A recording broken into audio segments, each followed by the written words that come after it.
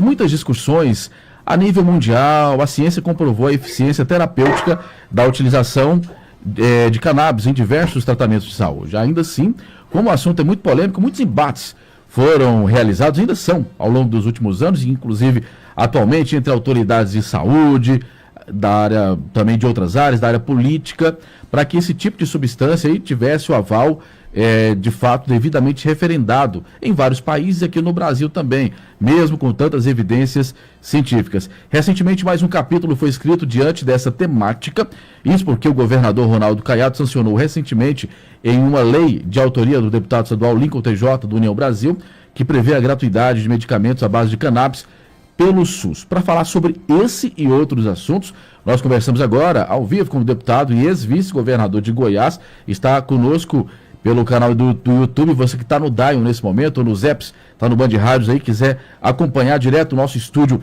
Ricardo Boechat, essa live, fique conosco. Deputado, boa tarde, seja muito bem-vindo à programação da Band News.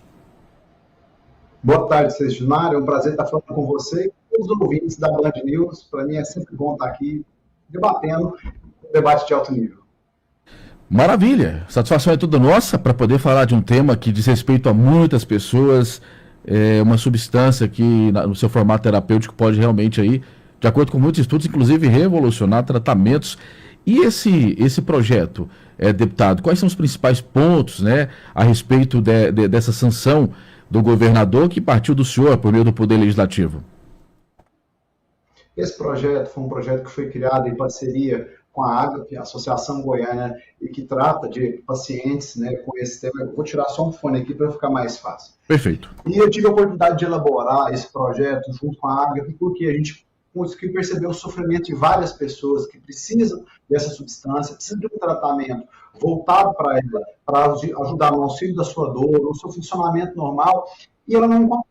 A gente está vendo um momento no país e no mundo onde não se podia discutir a respeito de cannabis, né, e primeiro que nem a medicina reconhecia ela como uma substância lá atrás que poderia ser benéfica para a humanidade. Ela estava classificada como uma droga que não tinha nenhum tipo de benefício médico para a população. E isso já caiu por terra, não só aqui no Brasil, com o reconhecimento da Anvisa e a possibilidade da pessoa poder importar o canabidiol, mas isso já caiu mundo afora. A gente está vivendo já um novo momento onde as pessoas sabem que precisam, elas querem se tratar, elas querem alívio para a sua dor e para os seus sintomas. E o Estado tem que ter condições de discutir isso, de tratar desse tema, até porque o Estado ele é penalizado por causa disso hoje, mas inúmeras ações que correm na justiça para poder obrigar o Estado a fornecer esse tipo de medicamento. Então, o que a gente foi, na verdade, foi o intuito do nosso projeto de lei, foi poder trazer o Estado essa realidade, que é uma política pública onde as pessoas possam ter acesso a um medicamento que ela precisa. É muito triste você ver um filho que tem um ataque de epilepsia, um filho que tem autismo, um pai que tem Parkinson, uma pessoa que sofre de fibromialgia, e saber que existe alívio, existe um tratamento que alivia os sintomas que essa pessoa sofre, mas ela não pode porque o Estado não reconhece, porque não pode. Então, a gente precisa começar a avançar nessa discussão, e o intuito do nosso projeto foi justamente nisso, estabelecer uma política pública que trata a respeito da cannabis medicinal no estado de Goiás.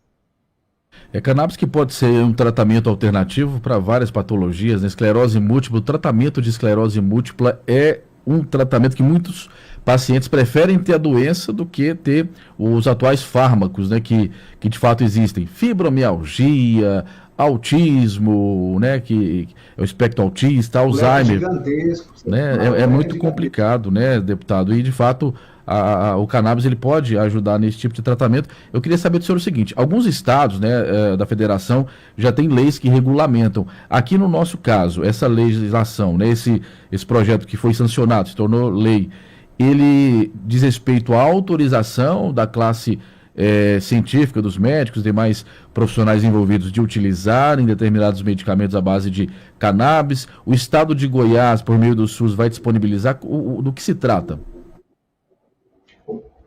Perdão, o projeto, ele cria inicialmente a política pública. Não existia essa política pública em Goiás. Então, todas as pessoas que precisavam recorrer a algum tipo de tratamento com cannabis, eles tinham que entrar na justiça, procurar muitas vezes os meios. Esses meios, geralmente, eles são muito onerosos. E hoje, o que está regulamentado, né, pela Anvisa é o tratamento com canabidiol, que é uma molécula só dessa planta.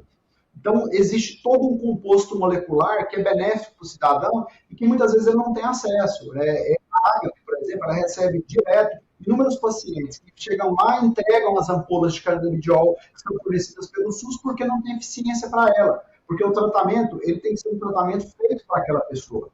Não é como se você pegasse a S e saísse ministrando a S para todo mundo e isso vai resolver o problema. Não. Cada pessoa enfrenta um tipo de problema e isso precisa ser estudado. E antes a gente não só não podia estudar, como não podia discutir, como não podia falar nada. A gente tinha que falar para essas pessoas, olha, existe alívio para o seu problema, mas é proibido, é ilegal e o Estado não pode participar. Se você quiser, tem que isso. Então a gente precisa dar passos nesse sentido. O projeto prevê a criação da política pública de tratamento a respeito dessas pessoas com cannabis e eles, com os vetos que aconteceram por parte do governo, eu já imaginava esses vetos, porque eram vetos, artigos que geravam obrigação, geravam custo. Esses artigos foram vetados, mas a lei de política pública ela já existe. O próprio projeto estabelece que agora, porque a gente sabe que a execução de política pública é por parte do executivo, não é por parte do legislativo, não é por parte dos deputados, mas sim por parte de quem está no governo, através da Secretaria de Saúde e de todas aquelas entidades que compõem a saúde que precisam ser chamados para ser ouvidas. A gente tem que ouvir o Conselho Regional de Medicina, a gente tem que ouvir o Conselho Regional de Farmácia, a gente tem que ouvir os demais conselhos, as demais organizações que entendem desse tema, que podem também ajudar o poder público. E o projeto prevê isso agora. Nos próximos meses, se dará o estabelecimento dessa lei, como o Estado pretende fazer, de que forma que ele vai fazer. Hoje, da forma como ficou aprovado, o Estado precisa celebrar parcerias com entidades públicas ou privadas que tratam desses pacientes. E que a gente acredita que já é um avanço. Deputado, só vou, às vezes a conexão aqui na internet, né, por mais que tenha um 5G, aquele 5G mais ou menos às vezes dá uma falhada, eu só vou pedir para o senhor repetir a questão dos vetos que foram feitos, né, que aconteceram do projeto. Foram vetados 3 artigos, o artigo 2, o artigo 5 e o artigo 7. Esses artigos, eles tratam a respeito de certas obrigações que o projeto queria estabelecer para o Estado. E algumas obrigações essas, inclusive, incidem em certos gastos, e a gente sabe que eu não tenho competência como deputado estadual, não é da minha alçada, não é do meu trabalho como deputado estadual criar projetos que geram custo para o executivo. Esses projetos têm que vir do executivo, ser avaliados por nós e devolvidos para o executivo. Né? Então, o executivo vetou especificamente esses projetos que geravam certas obrigações e custo para o Estado. Os demais artigos todos foram aprovados, a política pública para o tratamento com cannabis ela está aprovada em Goiás e a implantação dessa política se dará nos próximos meses em parceria com a Secretaria de Saúde. Só para que fique claro, né, deputado, nós temos um assunto muito polêmico, né, até por conta da substância, né, então a gente tem todo o cuidado para poder falar o que está aprovado somente mediante, como o senhor mesmo falou. Vamos ter várias discussões que vão acontecer com os próprios conselhos regulamentadores e isso não dá legalidade para ninguém plantar maconha em casa. Tem que ter prescrição médica para que tudo ocorra dentro dos trâmites, para ficar bem claro isso. O projeto ele prevê que aquela pessoa que tiver uma receita médica, tiver uma indicação médica, ela vai poder procurar aquelas entidades, né, ou Estado ou entidades que o Estado apontar que fornecem tratamento para essa pessoa, que fornecem o remédio para essa pessoa que ela precisa. Nós não estamos aqui discutindo a respeito da liberação de maconha, não é isso que nós estamos discutindo aqui. A possibilidade da pessoa plantar, da pessoa usar de forma recreativa ou adulta, não, essa é outra discussão, essa é outra temática. Nós estamos tratando aqui de medicina, nós estamos tratando aqui daquelas pessoas que precisam de alívio, seja para o seu câncer, a gente sabe que as pessoas, quando elas se submetem ao tratamento de câncer, elas saem geralmente da quimioterapia, da radioterapia extremamente debilitada, ela perde o apetite, ela não tem força, ela não consegue comer, ela sente muita dor, ela sente muitos sintomas daquela radioterapia, e já está comprovado mundo afora, aquelas pessoas que estão fazendo tratamento de câncer e que têm acesso a um remédio à base de cannabis, ela tem condição de ter o seu sintoma diminuído. Essa pessoa abre o apetite dela novamente, ela consegue sorrir, ela consegue ter uma vida mais próxima do normal. Nós não estamos falando aqui também de curanderismo. Não é uma substância que existe que vai curar, não. É necessário acompanhamento médico, indicação médica, e a saúde, a Secretaria de Saúde, ela vai definir agora, a partir de agora, como isso vai acontecer dentro do estado de Goiás. Então, essas pessoas que antigamente não tinham uma porta para bater, Hoje elas vão poder bater na porta do Estado e saber que é responsabilidade do Estado a criação de uma política pública para atender essas pessoas. Muito bem, são 5 horas e 33 minutos, eu até enfatizei isso porque algumas pessoas, deputado, têm conseguido ganhar na justiça, né, essa possibilidade, Brasil afora, aqui em Goiás teve gente que conseguiu ganhar na justiça para poder plantar erva em casa, não para uso recreativo, mas para poder fazer a retirada, né, mas aqui não é o caso do projeto, para ficar bem claro, né, para as pessoas, tem que ter a prescrição médica e aqui é uma política pública que regulamenta isso e traz luz aí, né, de fato, a nossa legislação. Tem muita gente participando aqui no nosso canal do YouTube, Band News Goiás, Rondinelli Carneiro, Tiago Queiroz, a Larissa Borges Toledo e também o Flávio Inácio. Estão parabenizando aqui o deputado Lincoln TJ pelo projeto. Muito obrigado a todos que estão conosco, Brasil afora, mundo afora, no nosso canal no YouTube. Você também, ligado em todo o Brasil, certamente muita gente conosco aqui, como diariamente acompanha a nossa programação no seu estado aí, vai acompanhando como é que está a situação relacionada a cannabis, ao canabidiol, entre outras substâncias. Deputado, bom, trazendo um pouquinho agora para a esfera política, né, um político tão interessante, jovem e ao mesmo tempo experiente como o senhor, a gente não pode deixar de explorar alguns temas da área política. O União Brasil, claro. Deputado, vai ter um candidato à Prefeitura de Goiânia? Isso precisa se desenvolver ainda. Hoje existe uma parceria muito bem estabelecida entre o governador e o prefeito Rogério Cruz. O prefeito Rogério Cruz tem manifestado que ainda não sabe se ele é candidato à reeleição ou não, vai depender do momento, vai depender do partido, mas o governador possui uma parceria administrativa com o prefeito Rogério Cruz, que certamente essa parceria caminhando, ela desenha sim um processo para que haja um apoio do governo, mas isso já está concretizado? Quem pode falar isso é só o governador.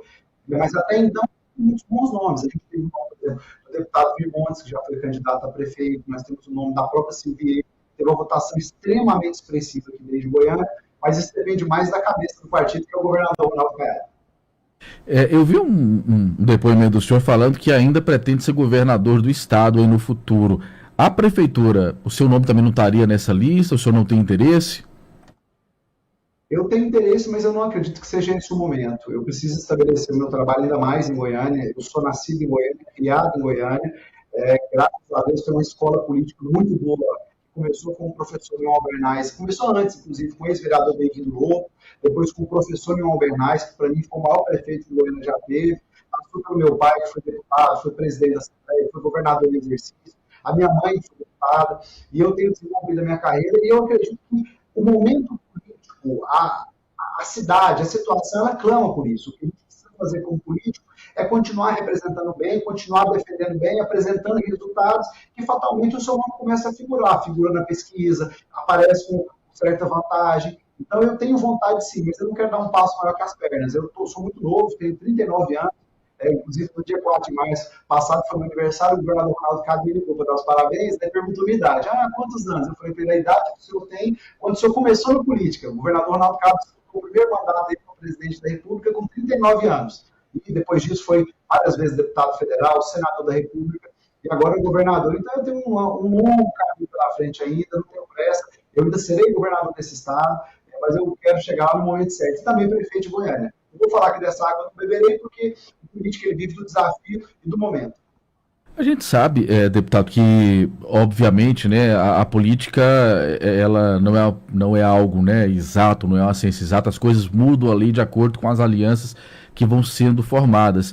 Mas eu acompanhei muitas coberturas, né, da gestão passada, quando o senhor ainda era vice-governador, e me parecia que estava sendo desenhado um caminho ali para o senhor ser o sucessor de Ronaldo Caiado. Ele fez aliança com o MDB por questões estratégicas. Isso de alguma maneira te frustrou, apesar de que o senhor é novo ainda, mas poderia ser o candidato agora a governador, o provável candidato? Poderia? Não, até porque, Sérgio Ismar, ser candidato ao governo não depende só de você ser vice. Porque se fosse dessa forma, o Zé não tinha ganhado nas eleições. O Marconi veio de muito tempo durante o mandato, fez aquela da base dele, fez um mandato, entregou o mandato para o Zé, ele foi candidato ao governo e não ganhou. Então, não depende só de você ser vice, depende da articulação, depende do momento. Então, o fato de eu estar como vice, eu ter estado como vice, não garante para mim nem para ninguém que eu seja governador no futuro. depende das alianças, depende do momento, das propostas. Então, se isso me frustrou. Eu nunca sentei naquela cadeira achando que aquela cadeira fosse minha. Eu sempre tive uma noção muito clara para que eu estava ali e o que eu precisava entregar para a sociedade. E eu acredito que isso eu fiz. Eu coordenei o Programa Goiás de Resultados, que foi até hoje o maior programa de resultados que o Estado já teve. Foram mais de 3.000 entregas que realizei durante o mandato de vice-governador. Entregas, por exemplo, como nós conseguimos estabelecer uma política pública para colocar a ressocialização em prática no Estado de Goiás, nós conseguimos colocar detentos para trabalhar, nós conseguimos melhorar a qualidade do ensino, reformamos todas as escolas, fornecemos uniformes, material para os alunos, melhoramos todos os índices da segurança pública, regionalizamos a saúde, tudo isso foi junto com o Programa Goiás de Resultados. Por exemplo, dentro do Programa Goiás de Resultados, nós temos um dos maiores programas de habitação que esse Estado já viu, que é o aluguel social. Nasceu lá dentro da governadoria, dentro do Programa Goiás de Resultados, e virou uma política pública que hoje beneficia mais de 40 mil pessoas. Então, eu acredito que eu cumpri meu papel como vice, deixei um legado de trabalho, e o futuro está aberto para ser escrito da forma como a gente quiser, trabalhar muito, e, obviamente, se contar com a confiança da população. São 5h40, estamos aqui na reta final do nosso bate-papo com o deputado estadual Lincoln TJ do União Brasil, ex-vice-governador do nosso estado. Deputado, o senhor citou a questão de Zé Elton, de Marconi, o senhor está no seu terceiro mandato como deputado estadual, já participou de outras alianças, PSD, PRO, Cidadania, o senhor esteve muito próximo de Marconi Perillo. Como é que está a sua relação com o ex-governador hoje? Inexistente. Desde que ele saiu do governo, eu nunca mais me encontrei com ele. Algumas vezes, eu acredito que foi no meu aniversário, eu não sei se foi esse ano ou foi no ano passado, ele me ligou, o Marconi, ele foi padrinho de casamento. Eu nunca escondi a relação que eu tenho com ele, pelo contrário, eu tive muita tranquilidade em relação a isso. Mas eu acho que hoje, por ele estar afastado da política como ele está, o nosso contato é mínimo, ou eu poderia dizer que é praticamente inexistente. É um bom tempo que eu não falo com o ex-governador Marconi Perillo. Eu vi uma citação sua recente, deputado, eu vou até abrir aspas aqui, ó, o senhor disse, inclusive foi na própria TV Alego, o poder legislativo passa por um momento delicado no país inteiro, a população quer ver respostas, fecho aspas. Que momento delicado o senhor acredita que o legislativo tem vivido e o que fazer para mudar isso? A gente tem vivido um momento onde a população tem questionado o porquê dos poderes. Ela olha para o judiciário, espera uma atitude do judiciário, ela olha para o legislativo, espera uma resposta do legislativo, da mesma forma do executivo. O legislativo vive um momento delicado no país, porque ele é o poder mais próximo da população. Ele é um dos poderes que acaba sofrendo mais. Você tem uma troca de cadeiras muito grande, você tem sempre uma renovação muito grande, e isso faz com que o poder fique, de certa forma, fragilizado. Nós precisamos, nesse momento, resgatar a credibilidade da população. E a única forma que existe para resgatar essa credibilidade é apresentando resultados concretos, resultados que vão mudar a vida da pessoa, como eu tive a oportunidade de fazer enquanto vice-governador e faço agora com projetos de lei que têm relevância e poder de mudar a vida das pessoas. Para mim, a única forma que existe é essa. As pessoas estão cansadas de palavras, de tapa nas costas, ela precisa sentir que o poder legislativo está realizando e está trabalhando com coisas que vão, de fato, mudar a sua vida no dia a dia. Caso contrário, nós estamos só enchendo linguiça e a população. Muito bem, são 5h42, seguimos aqui para a reta final, tem mais mensagens chegando para a gente aqui no 2020-0907. Deputado, esse posicionamento da Assembleia Legislativa, eu sei que isso é base também do governador, mas a Assembleia está predominantemente, com poucas exceções, tem pouquíssima, o senhor citou a questão da importância dos poderes, né? Isso foi formatado lá pelo Barão de Montesquieu, há séculos atrás. A oposição está muito enfraquecida, né? Poucas pessoas, poucos deputados nessa atual gestão do governador Ronaldo Caiado. Esse tipo de questão, oposição enfraquecida, não é ruim para a democracia? A própria PEC da liberdade de expressão também, que dá mais, digamos assim, mais respaldo para os deputados, isso também não causa um mal-estar perante a população? Eu acredito que não. A PEC da liberdade de expressão, no momento, não existe legislação que trata a respeito de rede social. Você sabe o poder que a rede social tem, mas a gente sabe que nunca houve legislação a respeito disso. Então, a gente precisa, o que nós fizemos com a PEC da liberdade de expressão foi atuar a legislação da casa para esse movimento. O deputado tem poder de falar, ele pode falar, representar, você precisa, muitas das vezes, falar algo que nem sempre é tratável, nem sempre é fácil de você ouvir. E você precisa estar resguardado, porque muitas vezes você está falando aqui que representa um nicho, representa uma parcela da sociedade. Então, como você não falar aquilo? Então, eu acredito que não. Ela não vem ao encontro do que a população teme, pelo contrário, ela vem para poder complementar e poder dar mais segurança para a população. Eu não acredito. E essa questão da base é muito uma questão governamental. Se o governo está forte, está bem, a tendência é de ter uma base mais ampla. Por quê? Porque a gente sabe que a política do deputado estadual é uma política que ela não é só aqui na capital, é uma política espalhada no estado inteiro. O intuito da política é para poder a gente trazer para a população, devolver para a população os benefícios que ela paga caro mensalmente. Por isso, ela não tem opção de pagar ou não pagar imposto. Mas muitas vezes ela não consegue um benefício ou outro. Então, nós precisamos atuar para que isso não aconteça. Então, a base de sustentação do governador no mercado esse ano demonstra que o governador está acertando o governo e por isso tem mais deputados que acreditam. Acho que ficou mudo aqui agora. O senhor consegue me ouvir, deputado? Estamos conversando com o deputado Lincoln TJ. Muito bem. Agora sim. A última coisa que eu falei foi a base dos deputados que acreditam. Estamos tendo aqui um probleminha de sinal, viu, deputado? Enquanto a gente restabelece... Está me ouvindo bem aí? Agora sim. Está me ouvindo bem aí? Agora sim, isso. Não, então ótimo. Estamos de volta. Até onde você ouviu a última resposta minha? Eu estava falando ali sobre a questão da base, da importância da base, e aí começou a ficar ruim, né? Do projeto de liberdade de expressão, desculpa. Exato. A tendência a respeito da base é a tendência de como o governo está indo bem, tem resultados para apresentar, a tendência dele ter uma base maior. Já foi assim no passado também. Foi no passado com outros governadores. Os governadores tinham uma base ampla na Assembleia e ainda assim conseguiram trabalhar e não houve. A gente sabe que essa questão de base e oposição é muito mais uma questão partidária e pessoal do que muitas vezes uma questão política em si. Ó, mais participações aqui, chegando a Maísa Cipriano. Desculpa, o senhor está falando aí, só que é porque não está chegando o áudio para a gente aqui, deputado. Tá me ouvindo bem, né? Só para ver se o seu áudio está chegando aqui.